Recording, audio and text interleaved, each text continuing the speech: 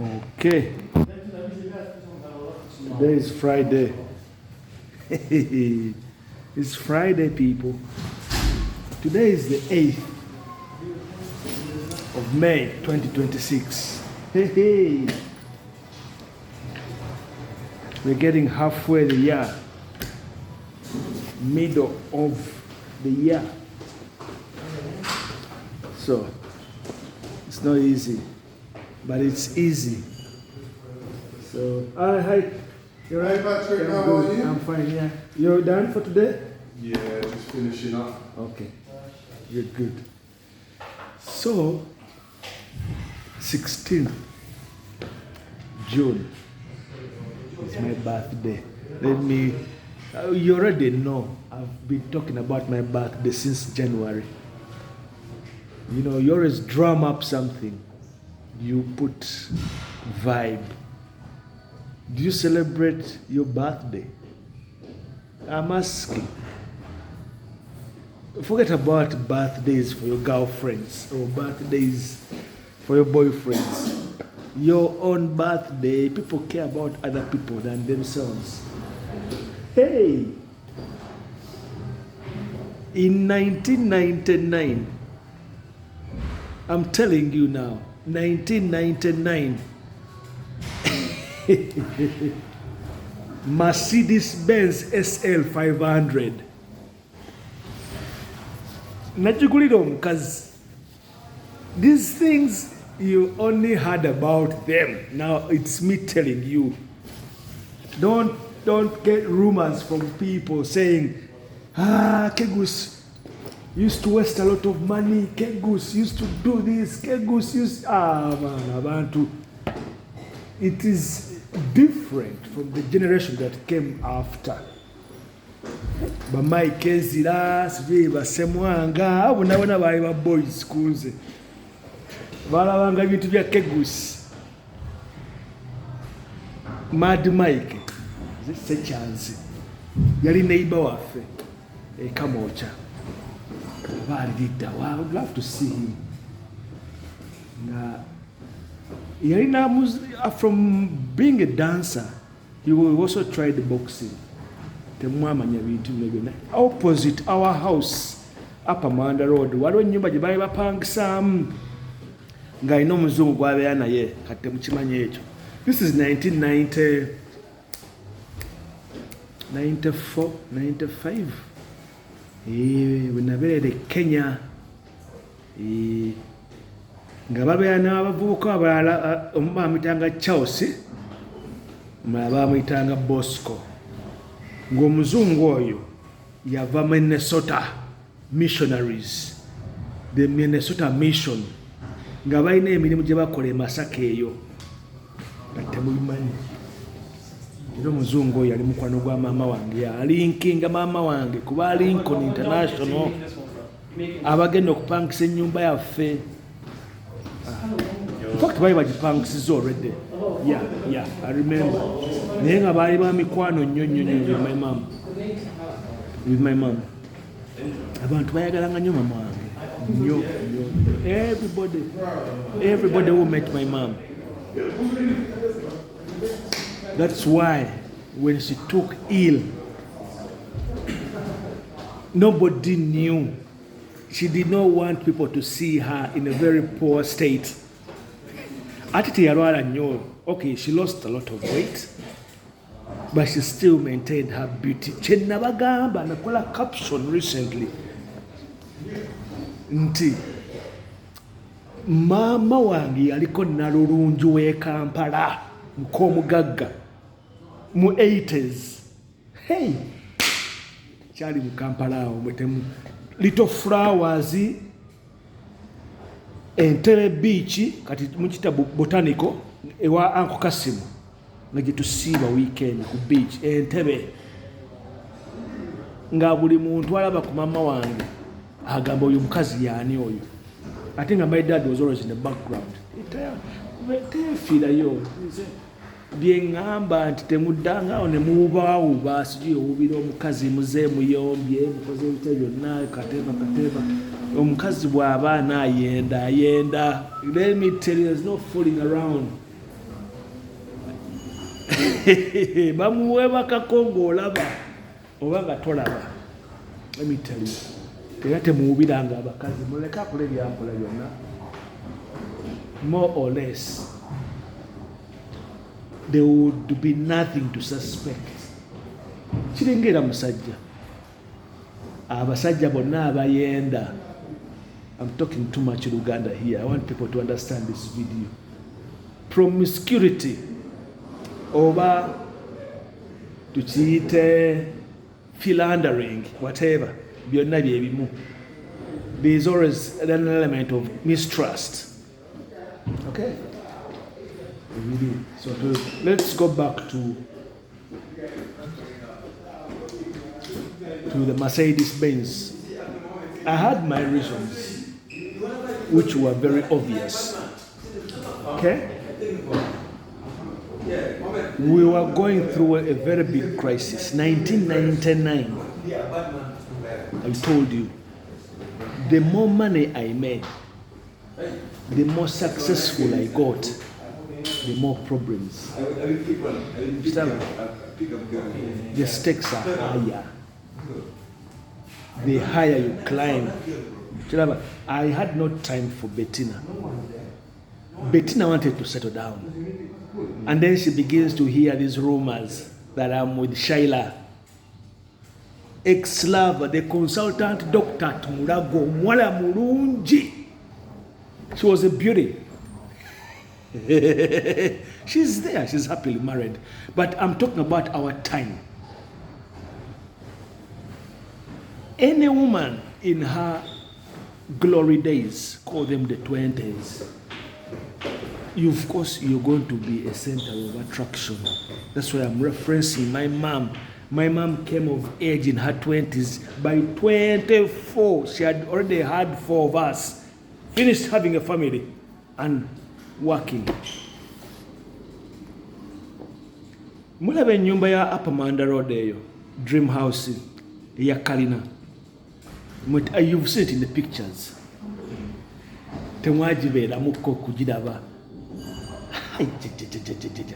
We all had our own bedrooms, self-contained, garage for 2 cars, downstairs, servants' quarters, every time dinner, breakfast upstairs, kitchen, down. Ere nyumba yali marvelous. Kakati okuzimba ennyumba eyo, kambabulya story y'ennyumba ya Pamanda Road eyo. Twali ku pate. Mbabulira, listen, come and listen here properly. We were at a party at Uncle Patrick Chwanuka's home in Komamboga. 1983, 84. Tukomawa waka. And I had this conversation. And there was a disagreement on something. Mama wange yali musente mpitirivu nnyo, working in the Uganda Development Corporation, and I think she wanted to leverage some money. Olwo agambye taata wange nti aguze ettaka Mawanda Road 1983, bagula ettaka erya ku Mawanda Road awo, baligwana ku muzeeyi Lwanyaga. Fahadi, your grandfather, his son sold that land to my mom. Ettaka eryo nga liriko leasehold, liri part of Murago, liri gazetted.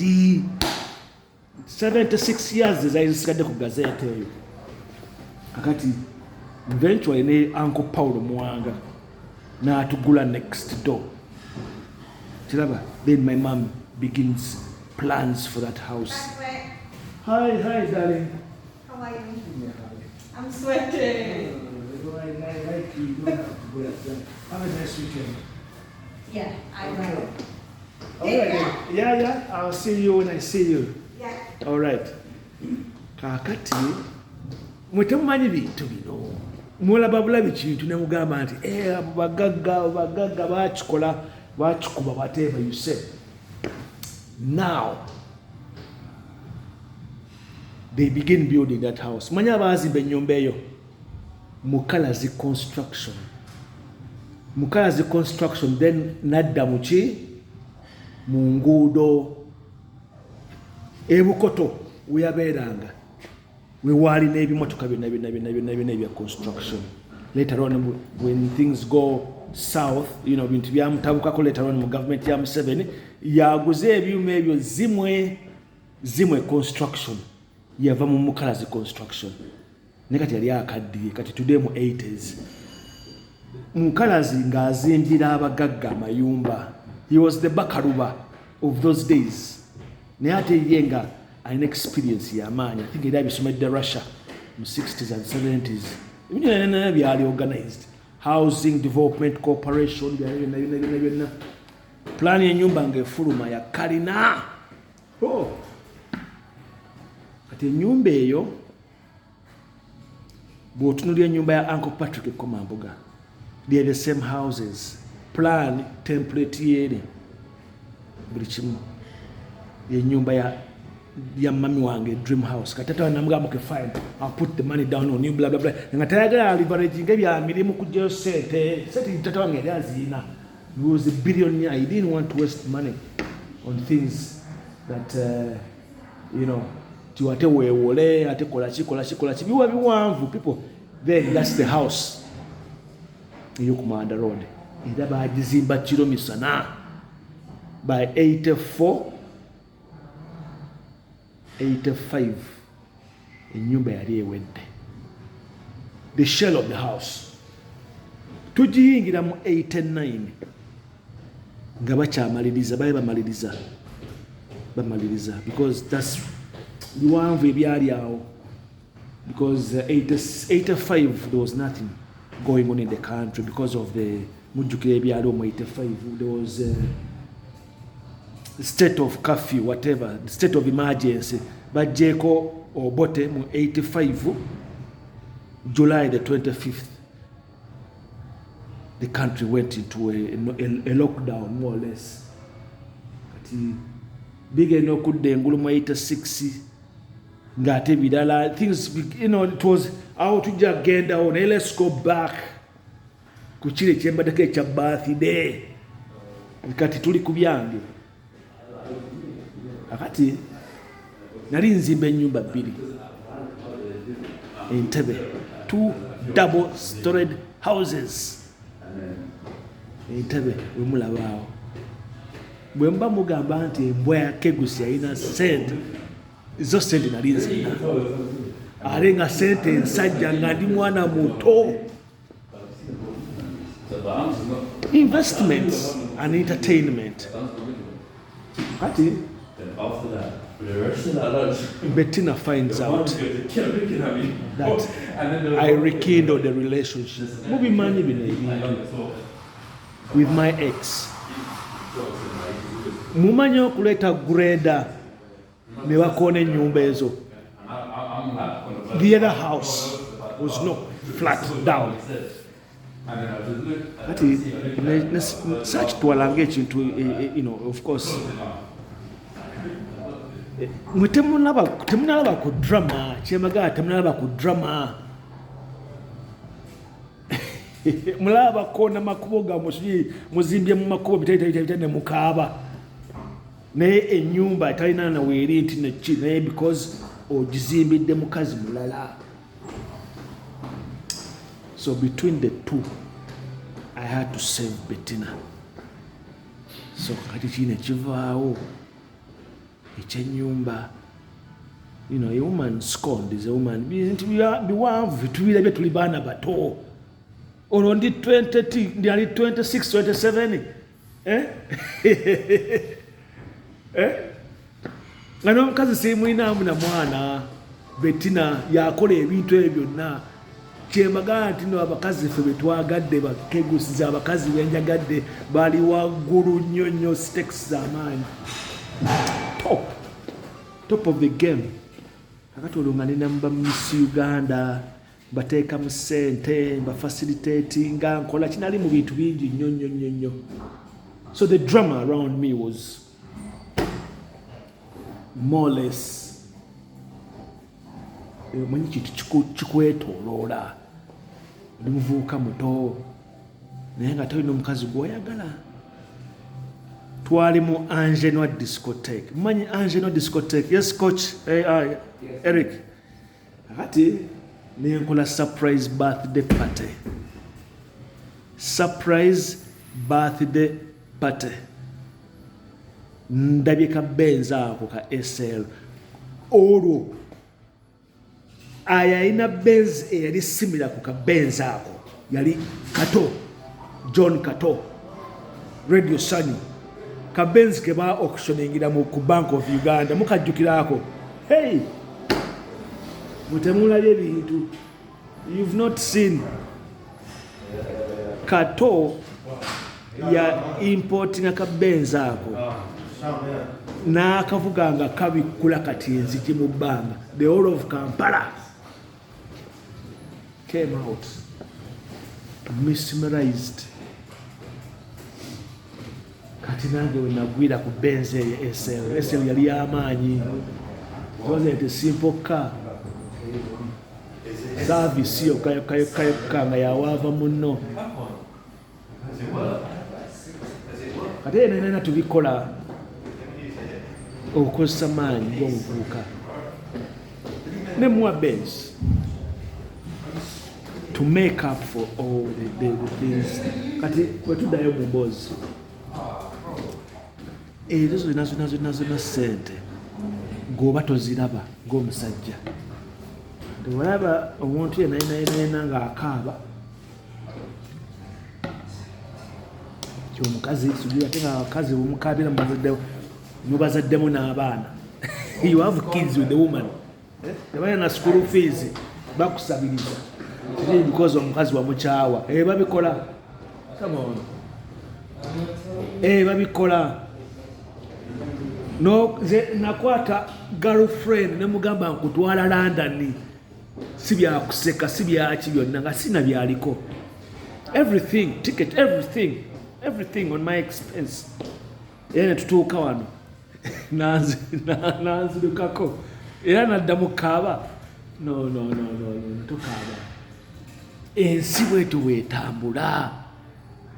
Ebintu ebyo bw'otabikola ng'oli mu myaka gye nalimu tolibikola. Kati wano ndi 54 this year.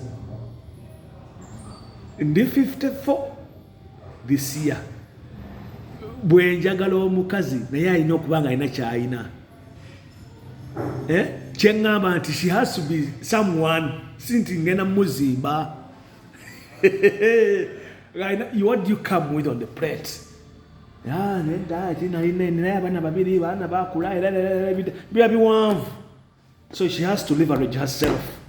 Naye omwana wa 22-23 aba akyalina a long shot. Kati the stakes are higher. Miss Uganda beauty pageant contestants. Kegus. Tubuulire. Wateekanga ssente mu bawala. Ab'e Makerere Africa Hall. Benasasulira school fees bangi. Ng'oluusi ojja ku campus oba oli mu Guild Hall. Bakumanyi bakulaba your familiar face. Genda mu Africa. Hello. Omwana ng'akuze ebbali nti alina school fees problem, tuition fee, whatever. Abaana bastruggling. Gamba nti oba obaagala.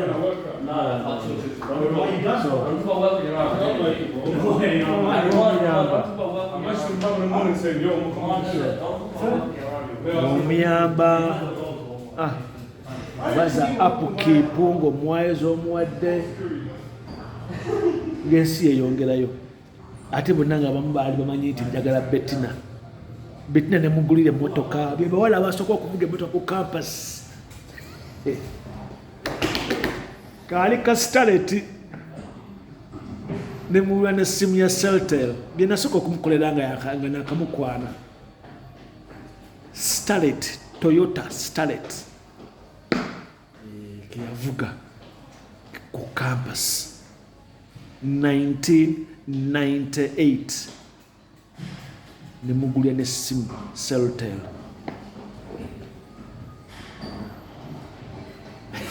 Kegusi So bingi nnyo by'oyitamu ng'olaba.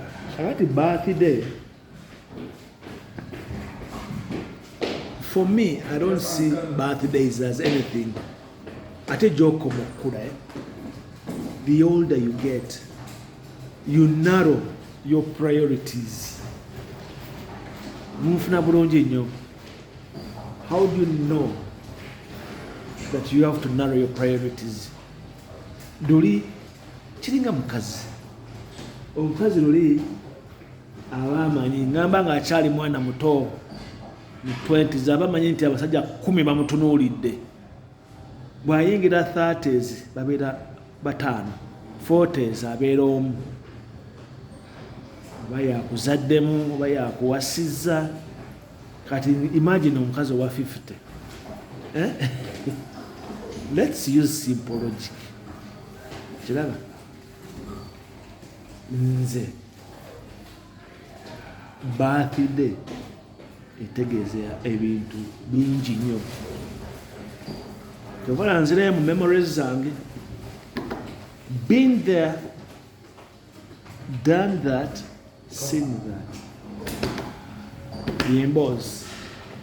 Mbadde mubimanyi. So, bangi nnyo abakoze ebintu awo e Kampala awo nga baali ba boy. Abamu bankwatirako ne ku nsawo nga bakireebeesi bange. Naye sisobola ku-exposinga bantu. Sisobola. Naye kati bo tebaalinga nze. Bo they got so excited. Sijja gamba nti kinti bali tebasomye naye nga of course omuntu kyoli. You can't be any pretentious. Nze ekyanjawulako kyali ekintu kimu nti nali nsomye ate nga ndi more exposed and very articulate. Kano ke nabeerako e Kenya. You know, I talk about Kenya all the time. After my senior 6 A level, nali wakugenda Makerere University. I ended up going to Kenya. Kenya in 1994 was equivalent to going to London. Let me tell you the truth. Yali wala nnyo Kenya yali yatuyitako dda. Twakula bayimba Kenya abakongo. Twende Nairobi. Oluyimba gye luli. Twakula bamama baffe bagenda Nairobi. Ffe kenyini twalina ennyumba in Nairobi. We had a house in Kireresho. When my mom was studying in Kenya, my dad bought her a house, which I can assume was eventually sold. Mama wange bye enjoying. She had the benefit that the man whom I call my dad loved her so much.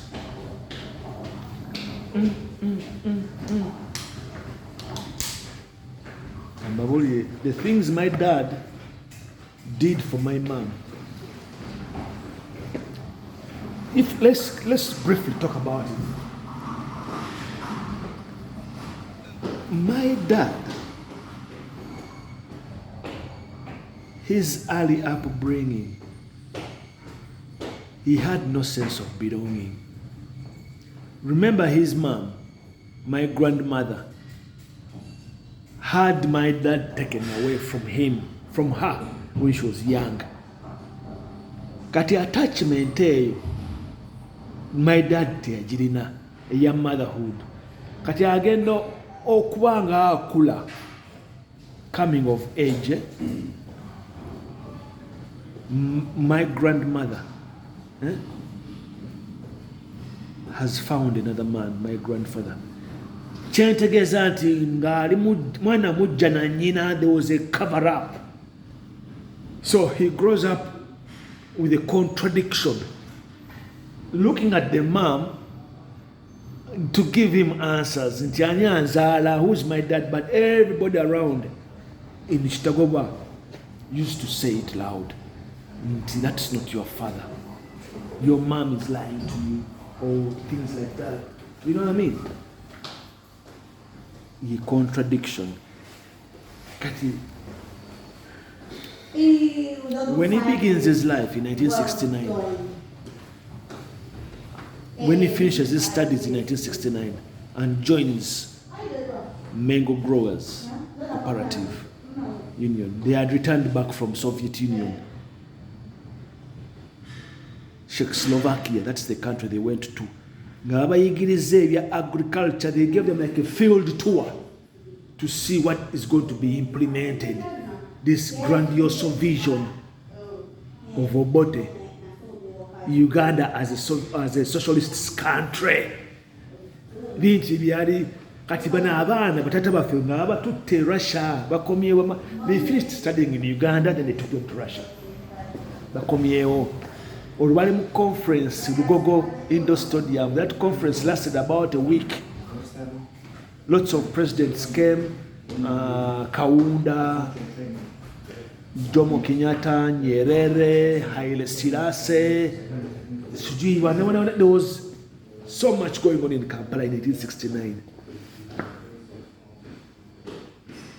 The president of Uganda, Obote, who had overthrown the Kabaka, Frederick Mutesa, a personal friend of my dad, childhood friend,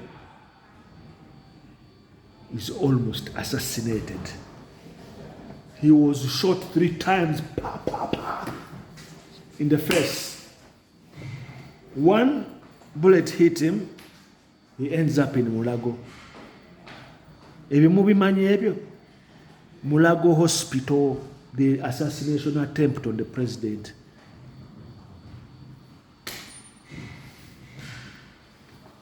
My dad begins on that note after that conference. Kakati, Obote must have gone into full gear, state of panic, until the vision of Uganda as a socialist country has to roll out.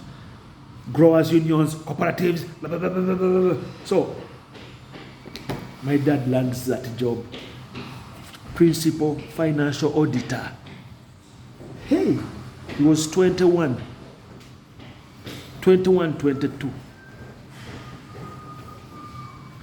Do you know the budget he was handling? Do you know the financial stakes he was dealing with? The whole country. Bamukwasa Mango Growers. It was the biggest cooperative union. Then at its peak, within 1-2 years, he's building the HQ headquarters, signing off money like you people, you don't know. How much was he paying himself? Or how much was that very year? Miss Uganda Beauty Contest. Mwemuli omukazi tata wange yali agenda okuwasa. Sijja mubabuulira. Bintu biwanvu. Ebintu biwanvu kambabuuliremu abategeera bye history wa Uganda. Olutalo lwali mu Suzana Night Club. Lwalimu ne minister. Tata nti yaliko minister mu government. Naye yali mwana muto. There was a clash over that woman.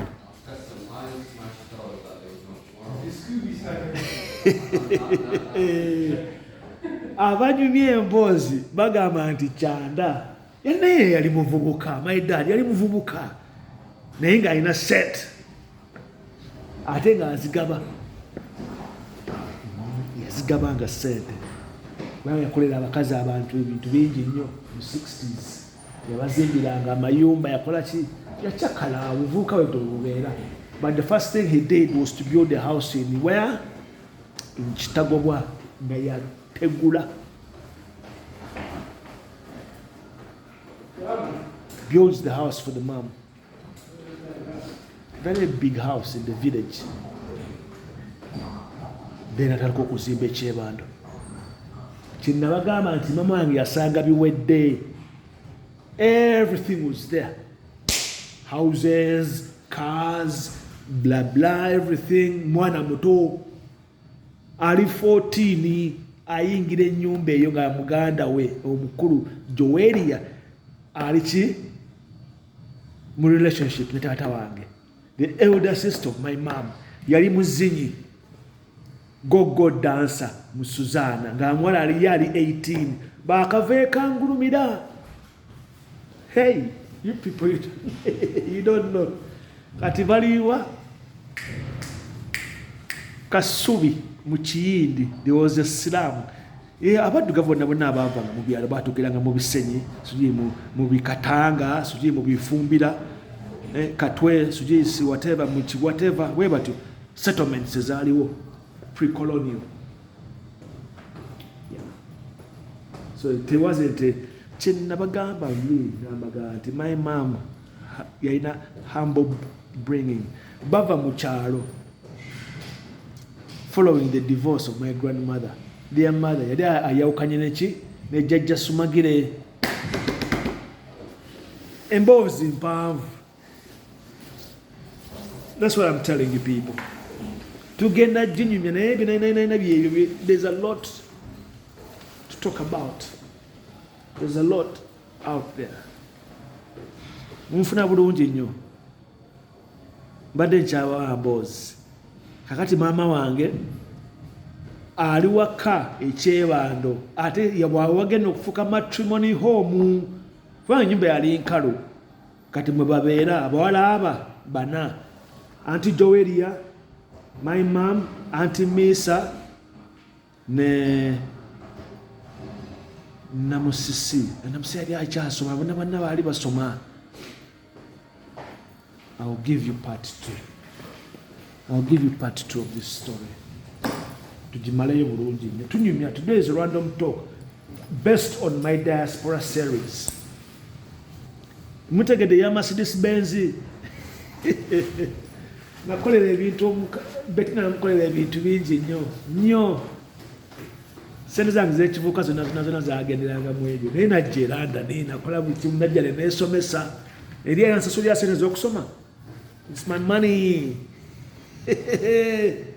Sirebeetangako omuntu ne musabiriza. They have always known me as Kego Sinagaga. Sibeerangako mwavu. Mama wange yanjagaliza ebirungi, nange neyagaliza ebirungi. Guys, I'm out, people.